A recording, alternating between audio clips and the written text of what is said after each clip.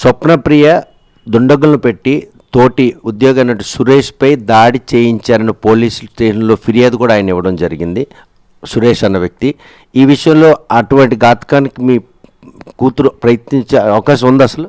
అసలు లేదు, అదంతా ఒకటి అబద్ధాలండి. అలా కావాలని కల్పించారు. తన పైన నేరం మోపడానికి ఇవన్నీ ముందస్తుగా వేసుకున్నారు. వాళ్ళు ఒక ఆలోచన మీద ప్రక్రియ పెట్టే చేశారు. మాకు చేసిన వెనక రాజు అంటే రీజనల్ మేజర్ రాజు హస్తం 100% ఉందని నమ్ముతున్నారు? ఉంది, 100% ఉంది. ఎందుకంటే వాళ్ళందరినీ అతను సేవ్ చేసి ఒక స్వప్నం మీదే పెట్టిస్తారు ఇదంతా.